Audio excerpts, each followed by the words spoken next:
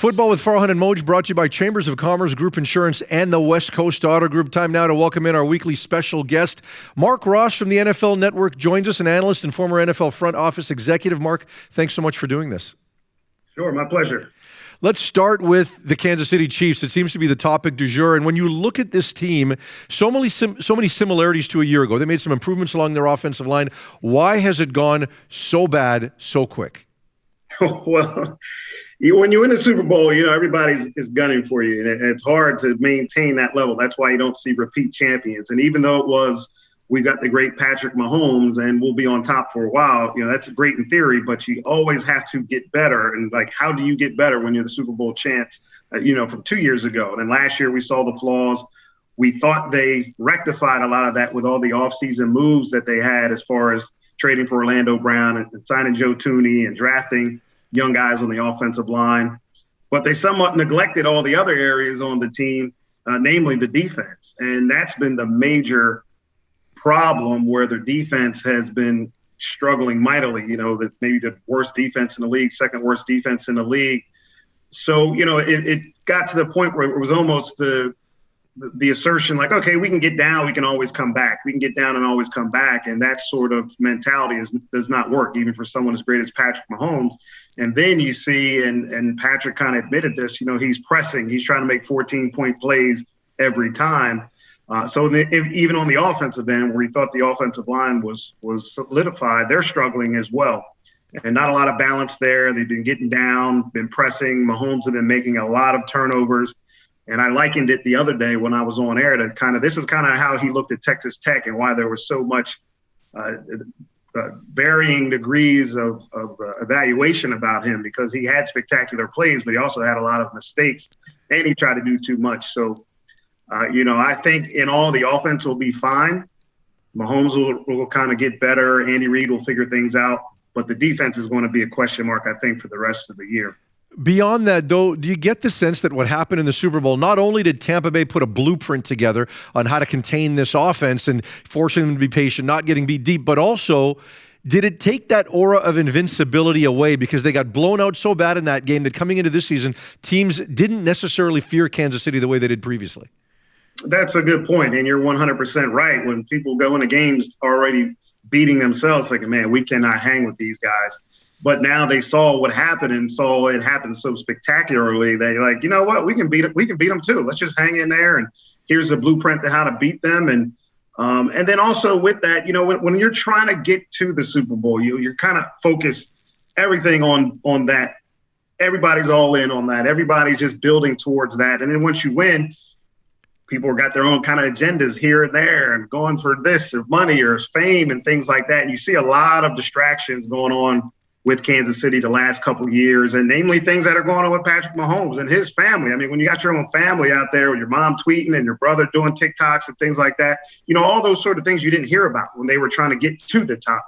Now you're hearing about that when they're on the top, and I'm not blaming him solely, but those sort of are the things, the distractions that creep in, that take away your focus from the ultimate goal. Is what are we doing as a team, completely 100% together, to get to the Super Bowl, win the Super Bowl, and avoid distractions. You're trying to do that as much as possible, is avoid distractions, not bring them on. And it seems like KC has a lot of those going on. Well, if we're ready to dethrone the Chiefs as the champions of the AFC, who do we crown next? Because, man, you got some great football teams. I mean, the Bills, the Titans, the Chargers, the Ravens, and what about the Bengals? Do you think the Bengals can take a serious run at this thing?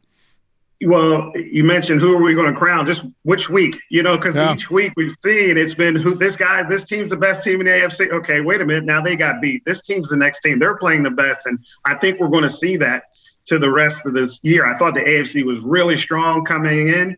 They have not disappointed. There's a lot of – these aren't just average teams. I mean, these are all really good teams playing each other and are going to be into it into the end. And I can see any one of those teams you just mentioned. And don't count KC out either. I think they'll make a run of it here, build up. They got the Giants this week, get back in the mix with that. But so I think they'll be back in the mix. But, preseason with Cincinnati, they were one of my sleeper teams. And then I went to training camp and visited them. And I said, this team could be really dangerous, especially on offense, have one of the top 5 offenses in the league. I was a huge believer in Joe Burrow.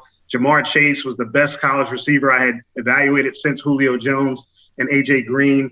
So I thought they would be really dynamic. But the defense has really stepped up. I thought there were some question marks there. But the way they're playing, you saw what they did to Lamar Jackson last week, did something that, 5 sacks. Lamar had never been sacked 5 times in a game before. So that defense has really been the surprise for me of how well that they're playing. And, that's the effect that Joe Burrow, a Pro Bowl caliber, all pro caliber quarterback has on an entire franchise. Jamar Chase, what he's doing is historic, how he's changing games.